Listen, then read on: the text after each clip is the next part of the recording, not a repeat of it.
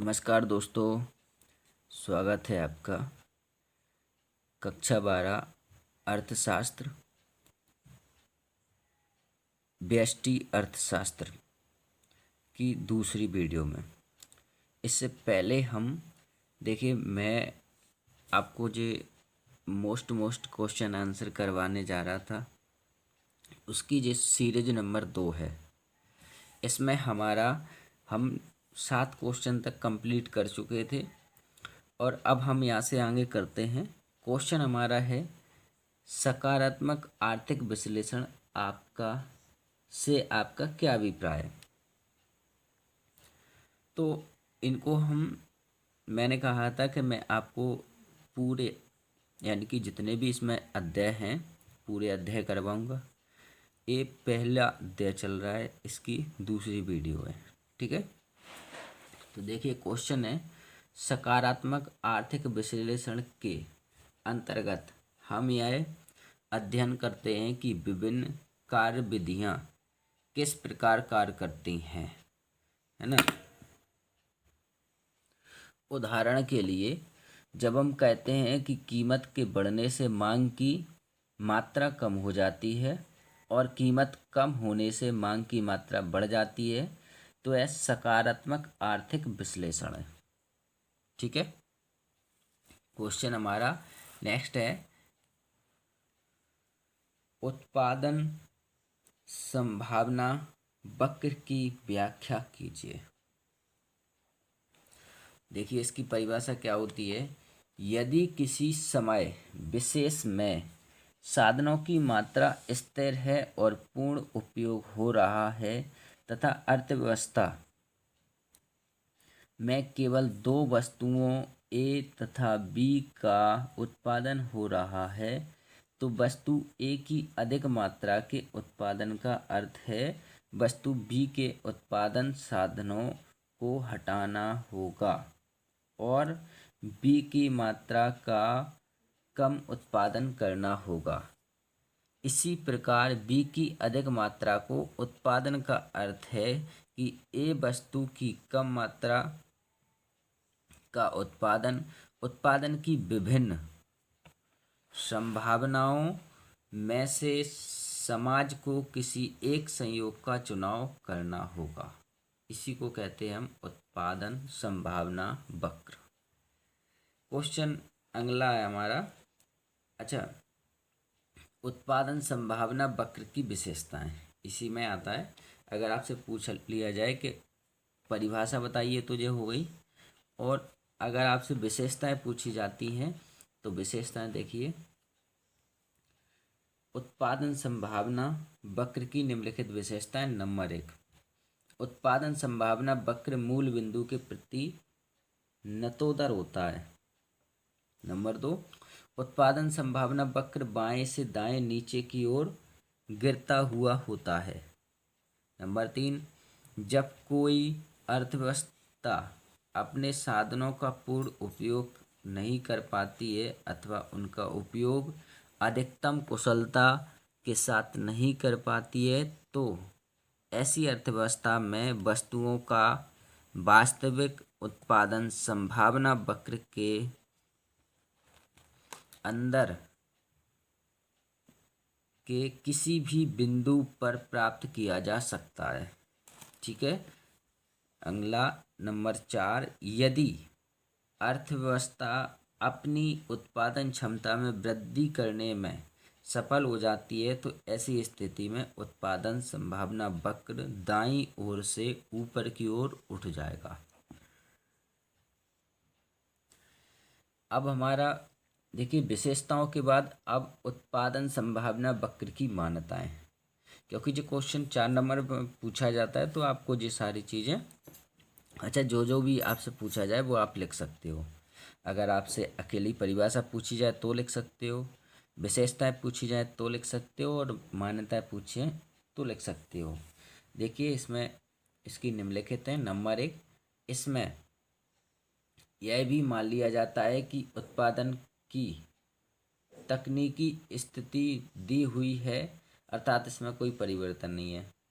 Number 2, इसमें मान लिया जाता है कि अर्थव्यवस्था के सभी साधनों का पूर्ण प्रयोग हो रहा है, अर्थात अर्थव्यवस्था पूर्ण रोजगार की स्थिति में है।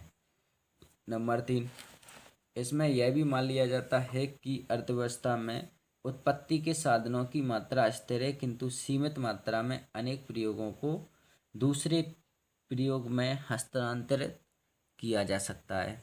और नंबर 4 है, उत्पादन संभावना वक्र एक निश्चित अवधारणा है जो एक निश्चित समय एवं स्थिति में ही लागू होती है।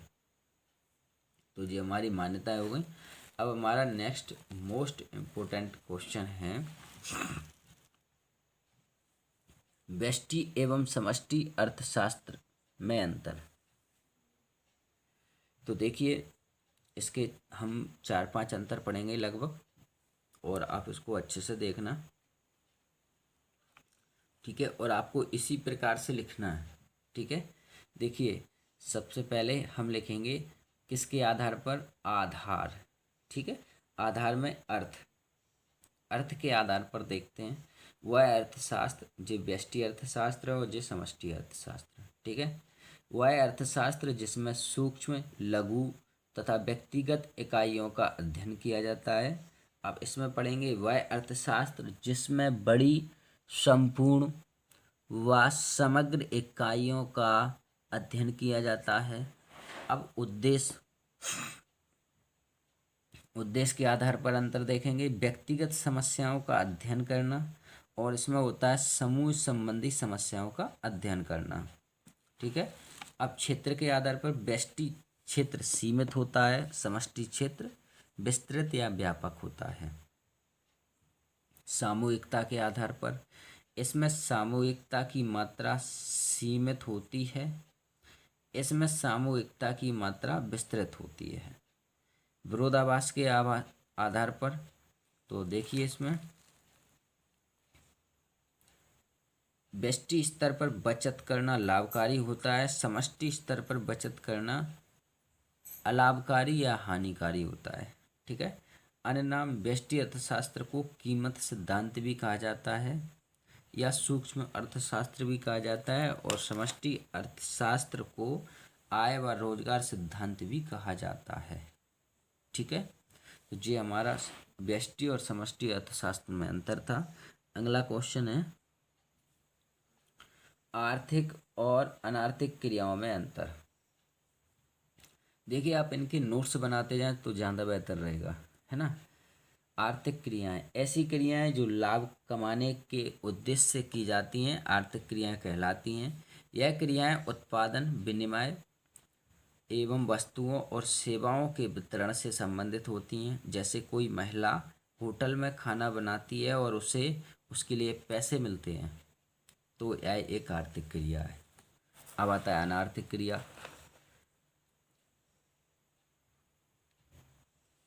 ऐसी क्रियाएं जो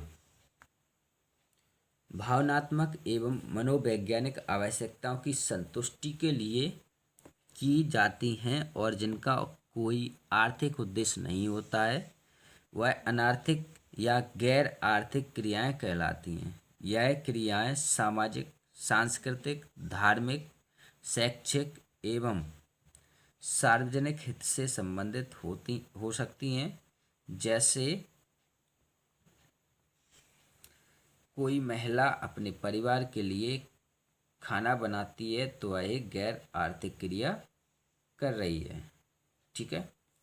अगला क्वेश्चन आपका आता है, और जो सारे के सारे क्वेश्चन सिलेक्टेड हैं, क्वेश्चन आते हैं, जो ध्यान रखना। और मैंने नोट्स उस प्रकार से बनाए हैं कि जिस प्रकार से क्वेश्चन आज तक आए हैं, है ना, अभी तक जितने भी प्रकार के क्वेश्चन आए हैं वो सारे क्वेश्चन मैंने इसमें बनाए हुए हैं। बाजार अर्थव्यवस्था एक स्वतंत्र अर्थव्यवस्था होती है जहां उत्पादकों को यह निर्णय लेने की स्वतंत्रता होती है कि क्या, कैसे और किसके लिए उत्पादन किया जाए। यह निर्णय उत्पादक किस आधार पर लेते हैं, यह बाजार में पूर्ति और मांग की शक्तियों पर निर्भर करता है। क्या उत्पादन किया जाए, उत्पादक उन वस्तुओं का उत्पादन करेंगे जिनकी मांग अधिक है और पूर्ति कम है। ऐसी वस्तुएं उत्पादकों को अधिक कीमत तथा ऊंचे लाभ प्रदान करते हैं। तो इसको हम कहते हैं बाजार अर्थव्यवस्था। चलिए दोस्तों, आज हम यहीं तक करते हैं। बस इसमें एक वीडियो और बनेगी और उसको भी अपन नेक्स्ट यानी कि नेक्स्ट इसके बाद जस्ट उसको डालेंगे।